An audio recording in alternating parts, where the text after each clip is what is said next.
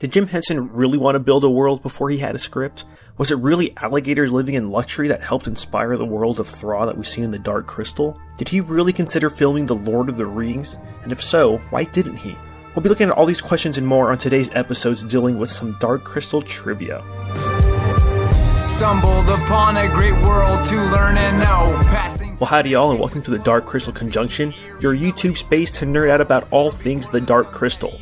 We already looked at the origins of the script and the pitch booklet called The Crystal, both in two separate videos, but we can still go further back to learn about the origins of this movie, particularly the world of this movie, Thra.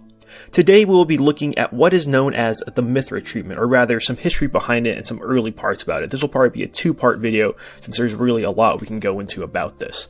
To give us some history on it, I think it best for us to just read together a couple of pages from the 2013 book Jim Henson, The Biography by Brian J. Jones.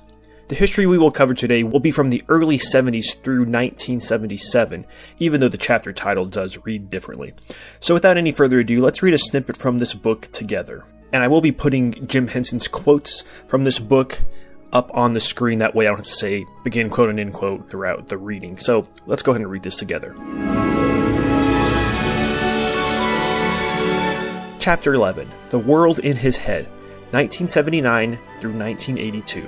With the worldwide popularity of both The Muppet Show and now The Muppet Movie, Jim had, it seemed, conclusively put to rest the puppetry prejudice that had plagued him since Sesame Street.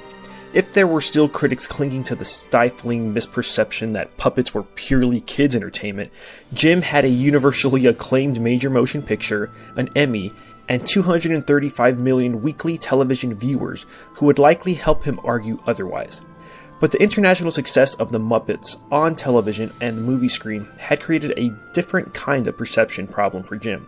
True, he was no longer considered a children's performer. Instead, to the entire world he was now the Muppet Guy. It was a label Jim had struggled with before.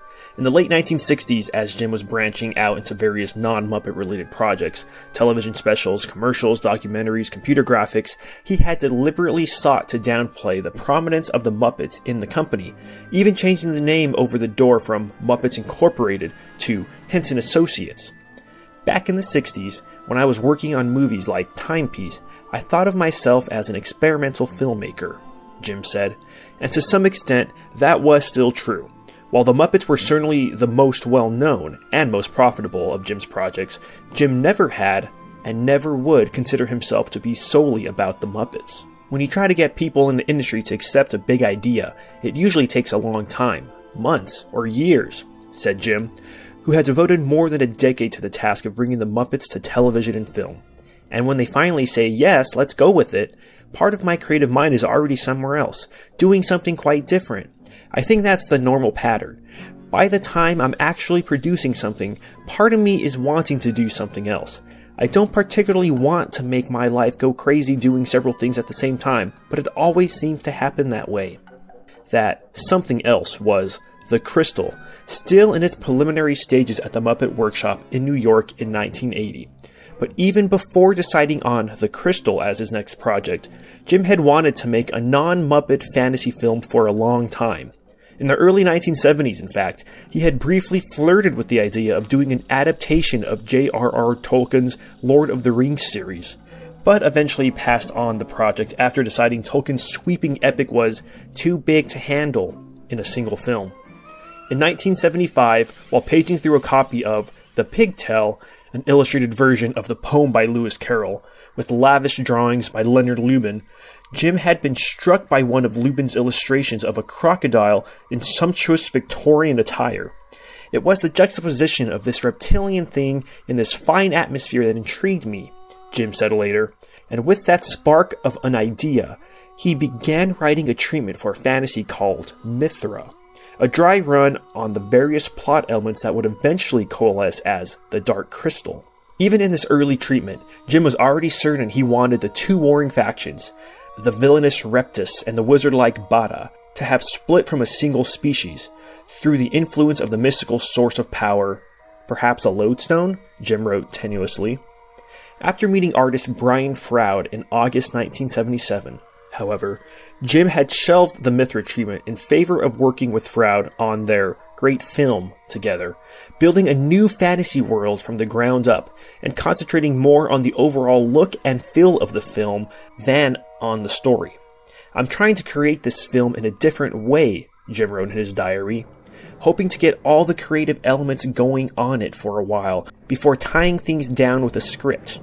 In early 1978, as Froud sketched in the New York workshop and headed drawings off to Muppet Builders to begin crafting puppets, Jim, while stranded with Cheryl at Howard Johnson's hotel during a snowstorm, had scrawled through a rough outline of the plot, lifting a few key elements from the abandoned Mithra, and finally deciding that the mystical source of power in the lands he and Froud were building would be a crystal. Working off his handwritten notes, he quickly put together a 16-page treatment of the crystal, and set some of the Muppet Builders working on ideas of ways to create characters unlike anything we've ever done before. He wrote in his diary, "It's such a wonderful challenge to try to design an entire world like no one has ever seen before."